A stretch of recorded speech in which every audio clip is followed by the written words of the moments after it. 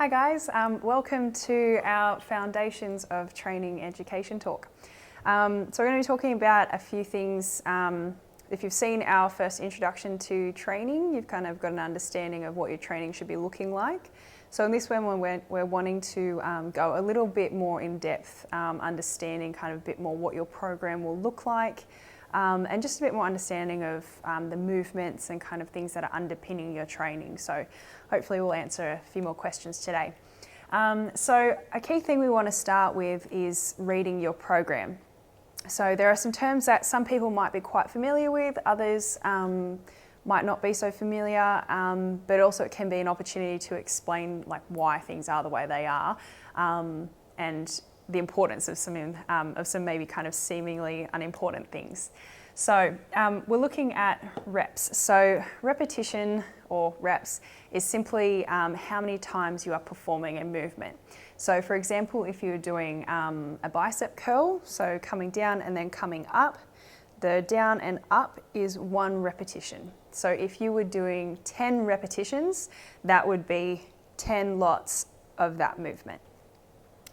A key thing in that is how quickly you're doing that. So a movement that is going up and down very quickly is going to be easier versus one where you're coming up and slowly controlling the movement back down. So tempo is something that often people can kind of think that the quicker you do it, the better it is, but actually the tempo is something that is a really important factor that you want to pay attention to. The load, so your program will tell you the load, and that's how much weight you will be moving. So that's pretty straightforward. It might be the dumbbells, it might be on the cable machine, how many plates you're using. The sets, so the sets is the groupings of repetitions. So you might have 3 lots of 10. So 10 is the repetitions here, and the sets is 3. So you're doing 3 lots. Following in between each lot of repetitions or in between each set, you're going to have a rest, okay? For most of them, it'll be around a minute or 2 minutes. This is actually really important. Some people will want to kind of just power through and just finish their set and jump straight in again. But the issue with that is it doesn't give your muscles enough time and the energy systems that are being used by your muscles enough time to recover. So with adequate recovery and with the weight that's chosen, the exercise physiologist would say you should be able to do this 10 times 3 lots with enough rest. But if you just try to go through set after set after set, particularly by the 3rd set, you might be only able to do 5 repetitions and then your system's tired because it was written in a way for a rest to be in there, and that's really important. So key things, so you have your reps, how many times, tempo, how quickly you're doing it, load, how much you're moving, how much weight you're moving, sets, how many times you're doing it, and then also the rest in there as well. So now we're going to look at 2 of the most underrated variables when you are training, which could result in huge benefit to get your progress. Tempo and rest period. But let's have a look at the tempo first. So what tempo means is the speed that you are doing a particular exercise or a lift. Okay, so a tempo is reading in 4 digits. Okay, the first digit is the eccentric part, the lowering part of any exercise. Then you have a pause period. So for example, if I'm lowering my arm from top to the bottom, there's a pause period. Sometimes I might choose to pause there, sometimes I might not. I might come straight back up, which is the 3rd digit, the concentric phase, right? And then you might have another pause period at the top again. Sometimes you might want to pause, sometimes you might not want to pause. Okay.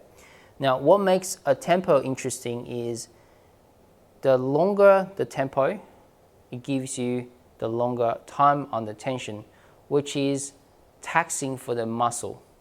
Okay, so let's use an example of a tempo of 3, 0, 1, 0. So on a bicep curl, I've got 3, 2, 1, 1, 3, 2, 1, 2. Okay, so that's a 4-second time under tension per repetition for my biceps. And let's say the purpose right now, my training purpose is to grow my biceps, hypertrophy my biceps. I want to increase that number from 4 seconds maybe to a higher number. Okay, I'll take an extreme example of 8181. So I'll go 8, 7, 6, 5, 4, 3, 2, 1. Do a pause at the bottom, 8 seconds on the way up. That's going to be a lot of effort for my muscle to work. And then 1 second pause, doesn't take a break, and back down again. That's 18-second time under tension.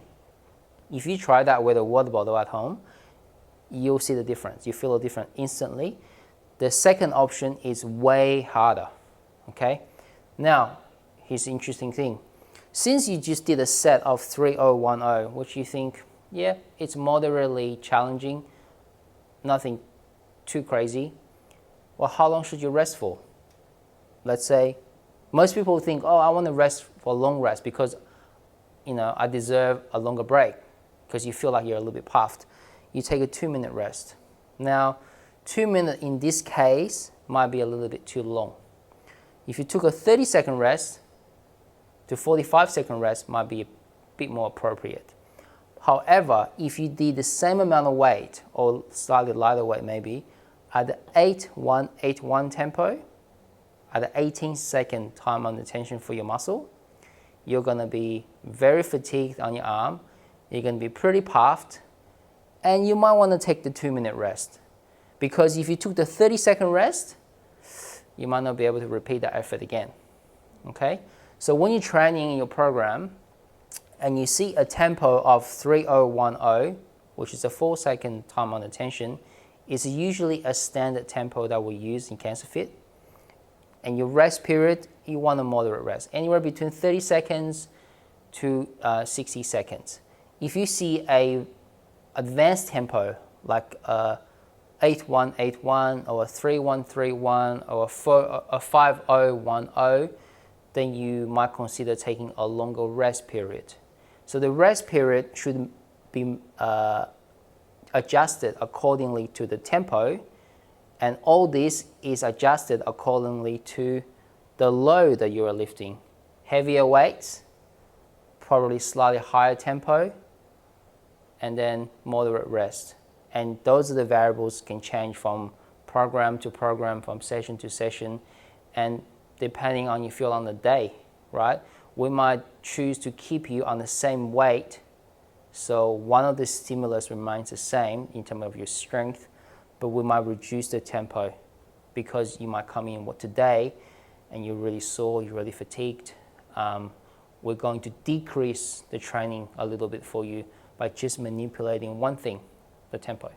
And if we feel like you need it more, we might increase the rest period so you can still work the same weight and go on with your session without having to feel like, oh, today was an unproductive session. So now we're going to look at some terms that probably most people have heard, but might not necessarily know the difference between. And they are different things, and they do interrelate. So mobility is the first one, and this is about being able to move in the way that you want to move. So it's you're actively controlling the movement, you're doing it. Flexibility, on the other hand, is what we call more of a passive movement. So you're stretching the muscle, you're moving it and just not going anywhere further with it. If you're thinking about, so stability is your ability to control a movement and make it happen in the right way. So mobility is flexibility on demand.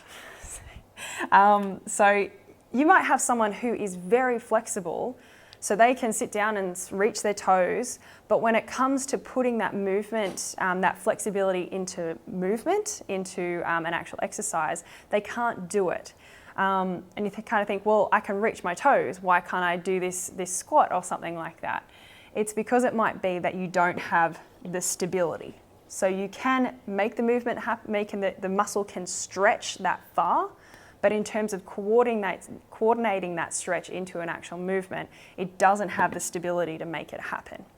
So we need to have a combination of all of them. Ideally, we want to have good mobility to be able to move the muscle where we want to do it. So you might be able to wanting to reach overhead, but you can't necessarily because you don't have the mobility to get there. we then also want to have the stability, so if you're doing a movement overhead, that your shoulder isn't wobbling around. It's able to control the movement and keep it in a safe position for you. So the next thing we want to talk about is how movement in the body is related, and the way one joint moves or doesn't move will impact other joints in the body.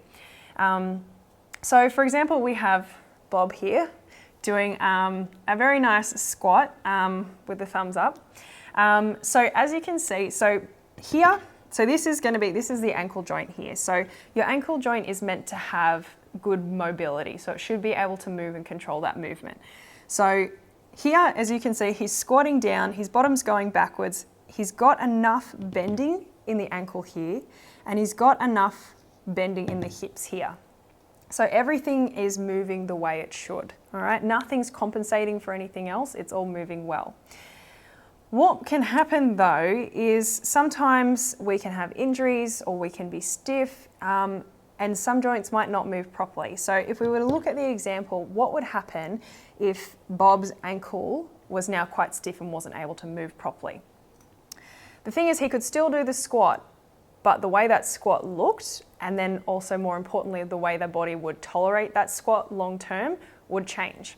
So you can have, if for example, so this is Bob's ankle here. So this, it's got stiff, it can't move any further. So this action is definitely not happening. He's got stuck here. This isn't moving far enough, so therefore Bob has to lean a lot further forward to get his bottom down. And he becomes a bit sad. So what that means is, so the body will still get a movement done, but if movement isn't happening at one joint, it's going to take it from another one to make it happen. So here, Bob's having to get a lot more of a bend in his hips here, which means a lot more loading on the back. So over time, so if he was to do this no load once or twice, wouldn't be an issue. If Bob was to squat like this, particularly if he was to have some weight on him, time and time again, this would cause wearing out and also wearing out here and here. Okay, so the way one joint moves or doesn't move will impact the way the others move as well. So sometimes in your programming, what you might think is, oh, I've got a sore hip. Why are they looking at the way my ankle's moving? Why am I suddenly focusing on this? It's because particularly the EPs doing your assessments, they've gone, well, this is stopping up here, and if it's stopping up here, it's going to be affecting here, so we need to address that before it causes an issue further on. Okay guys, so we have gone through all the kind of the key understanding and key information that you need to know for the foundations of training. So what we're going to go through now is the 4 key movements that will be appearing in your exercise programs. So we've got the push, which is the first one, so that will be, we'll give an example in both the upper body and lower body. We then have a pull, we'll give an example for the upper body and lower body as well. And then we've also got a hinge, and then we've also got a carry. So as you kind of get used to coming in training with us, you'll be able to probably get better at picking out kind of, oh, I'm doing this exercise, but this is actually a push movement. So you can understand both what muscle is being used, but you can also really importantly understand, okay, what movement pattern am I trying to accomplish here? So we're going to go through those. We're going to have Rob demonstrating them, and I'll be talking you through giving examples of both good technique and both bad technique of some of our most common examples of these movements that will probably appear in your program when you first come and start training with us.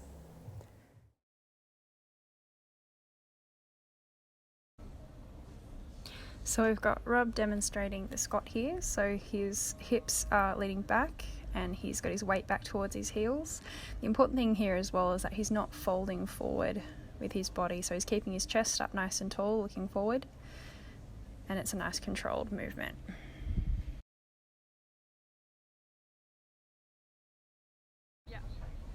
Now we'll show this one from the front. So a key thing is making sure with this is that Rob's knees aren't caving in. He's got his weight evenly between his feet, so he's not leaning over to one side and favouring one side, but he's got his weight evenly. Now we're going to show you some examples of some technique to avoid. So this one is often where people go right into their toes, lifting their heels off the ground. The other one is leading with their bottom way too far back and causing them to fold forward and then lose balance. So these are ones we want to avoid. The other common one we see is that the knees start to fold in. So these ones, Rob's knees are dipping in instead of staying in line with his ankles.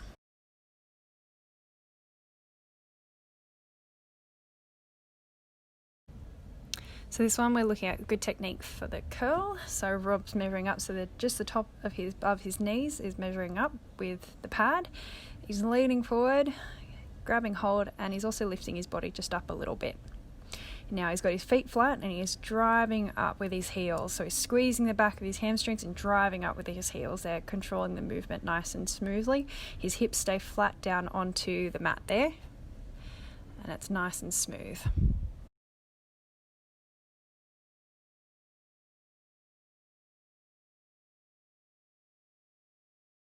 I'll show you some paw techniques. So this one you can see Rob is really swinging the weight up. He's not controlling it. He's using his upper body to get momentum. And a key thing is he's lifting his hips up off the pad as he curls.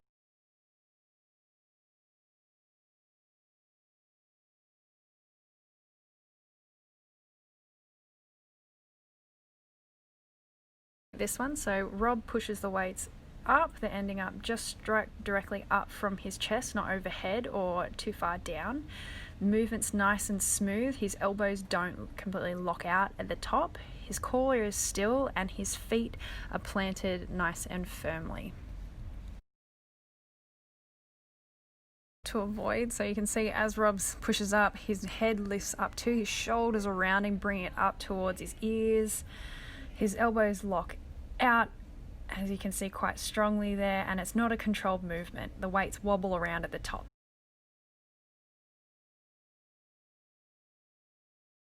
So Rob comes forward, grabs a hold, the handles, and then drives back with his heels. So he starts chest up proud, pulls the elbows back, and as he does, he squeezes the shoulder blades nicely together, keeps his head up looking forward. So this is a pull working the back, so we're squeezing and focusing on the back muscles there. So Rob just leans forward, just uses his back to reef the weight back, and as you can see he goes forward, he lets himself hunch forward, his head drops, and he's just using his arms. You see there's no squeezing back of the shoulder blade and there's no control with the movement.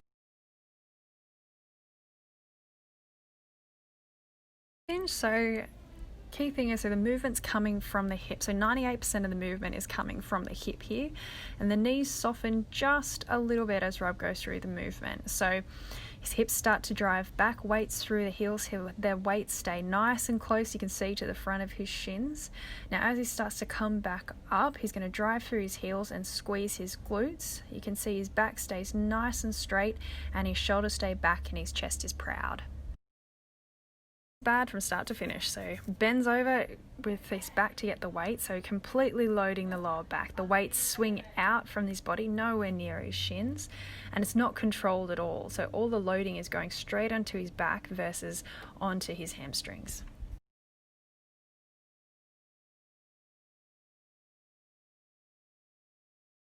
So Rob squats down to grab the weights, standing up, driving through his heels. He sets his chest proud, grips the weights firmly and maintains that upright posture as he walks forward.